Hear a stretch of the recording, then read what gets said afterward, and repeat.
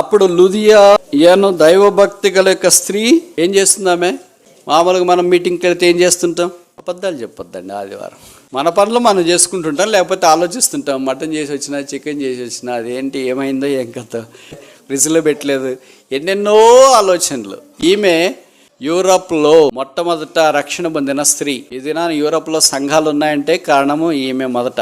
మీరు చాలా మంది అలాగే అనుకుంటుంటారేమో, అంతలో ముగ్గు పెట్టుకుని లేదా పొడి పెట్టుకుని అమ్ముకుంటుంది. యూరప్ అంతటికి హోల్సేల్ పర్పుల్ డీలర్. యూరప్ లో ఎన్నో ఉన్నాయి అనుకున్నారు, దాదాపు 20 పైన దేశాలు ఉన్నాయి వృద్ధి పొందినవి. భూమి మీద పరలోకం ఉంది అనేటట్లున్న దేశాలకి ఊదా రంగు సప్లై చేస్తుంది. ఊదా రంగు అంటే అందరూ ముగ్గులేసుకునేది కాదు, కేవలము ధనవంతులు మాత్రమే ధరించే ఊదా రంగు వస్త్రాలకి అవసరమైన దారము ఈ రంగుతో నేస్తారు. లూకాసు వార్త 16వ అధ్యాయంలో ధనవంతుడిని గురించి ప్రతిదినము ఊదా రంగు వస్త్రములు వేసుకుని సుఖపడుతున్నాడు.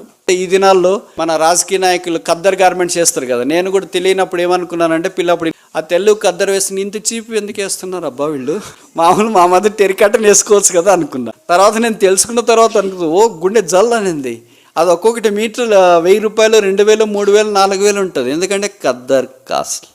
ఈ పర్పుల్ కూడా అలాంటిదే.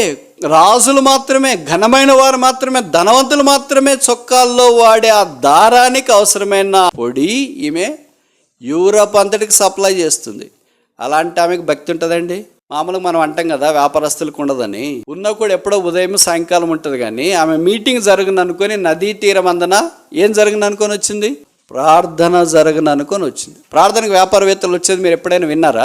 ఆదివారం రావడమే గొప్ప సంగతి. అక్కడికి కొంతమంది స్త్రీలు చేరి వచ్చినారని వాక్యంలో రాసినారు. అపోస్తలుడైన పౌలు వాక్యం బోధించినాడు వాళ్ళకి. సిస్టర్స్ మీటింగ్ కూడా తీసుకుంటాడు ఆయన ఏదైనా. ఇప్పుడు మేము తీసుకునేట్లేదు, ఎందుకంటే ఇంకేమన్నా ఉందా, బతికినిస్తారా మనుషులు? బ్రదా ఆయన అన్ని మీటింగ్లు వదిలేసి అదే ఎందుకు తీసుకు? బయట వాళ్ళు కాదు, విశ్వాసులే, మందిరంలో వాళ్ళే, సేవకులే, బోధకులే, మన చుట్టూ ఉన్నోళ్ళే. బైబిల్లో రాయబడింది, దేవుడు ప్రభువు ఆమె హృదయము తెరిచి. వాక్యం వింటే ఏమైద్ది? హృదయం తెరవబడుతుంది. వాక్యం వినకపోతే ఏమవుతుంది? హృదయం ముయ్యబడుతుంది. ఇప్పుడు తెరవబడ్డం మేళ, ముయ్యబడ్డం మేళ. ఇట్లా ఒక దగ్గర నేను అడిగితే వాళ్ళు ఏం చెప్పినారంటే, ఒక తలుపు తెరిచి ఒక తలుపు మూసేస్తారు. అంత తెలివైన బిలీవర్స్ ఉన్నారో చూడండి. ఇంకోటి దగ్గర అడిగితే ఏం చెప్పినారు? ఆదివారం తెలుసుకుంటాం బ్రదర్, సోమవారం నుండి శనివారం. అంత స్మార్ట్ బిలీవర్సా? దేవుని వాక్యం మన హృదయం తరంగంలోనికి వచ్చినప్పుడు హృదయము తెరవబడుతుంది. ప్రభు హృదయంలోకి వెళ్ళకపోతే ఇంకోటి వెళ్తాడు, సైతాన్.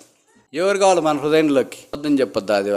ఆదివారం ప్రభువు సోమవారం నుండి శనివారం దాకా. మళ్ళీ ఆదివారం వస్తే వారిని తీసేసి పక్కన పడేసి చెప్పుల స్టాండ్లు ఈడే ఉండరా మళ్ళీ వస్తే. 51వ కీర్తనలో దావీదు ప్రార్థన చేస్తూ, స్థిరమైన హృదయము నా యందు నూతనముగా పుట్టించు.